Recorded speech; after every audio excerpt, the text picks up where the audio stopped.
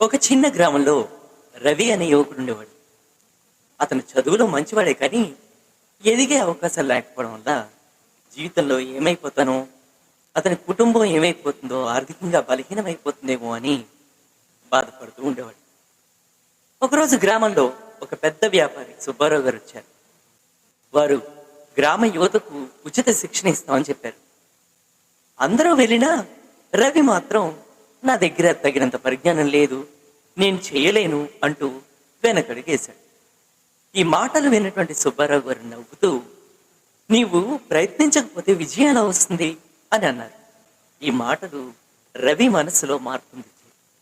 అతను శిక్షణకు హాజరై కష్టపడి నేర్చుకోవడం మొదలుపెట్టాడు. రోజు రోజుకు అతని నైపుణ్యాలు మెరుగయ్యాయి. కొన్ని రోజుల తర్వాత ఒక పెద్ద కంపెనీలో ఉద్యోగం దొరికింది. ఒకప్పుడు అతనికి అవకాశాలు లేవు, కానీ ప్రయత్నంతో అవకాశాలను తానే సృష్టించుకున్నాడు. కొన్నేళ్లలో రవి గొప్ప స్థాయికి ఎదిగి తన గ్రామ యువతకు ఉచితంగా శిక్షణ ఇచ్చేటువంటి స్థాయికి చేరుకున్నాడు. అయితే ఈ కథ ద్వారా మనకు తెలిసింది ఏంటి? జీవితంలో అవకాశాలు వస్తాయి, కానీ రవిలా ప్రయత్నం చెయ్యకపోతే వారికి విజయం దక్కదు. నేను చేయలేను అని అనుకోవద్దు, ప్రయత్నిస్తే మార్పు తప్పకుండా వస్తుంది. ఈ కథ మీకు నచ్చిందా?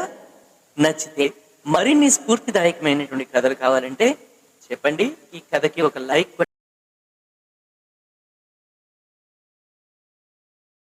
కొట్టండి. అలాగే మన ఛానల్ డివైన్ జర్నీ అనేటువంటి దాన్ని సబ్స్క్రైబ్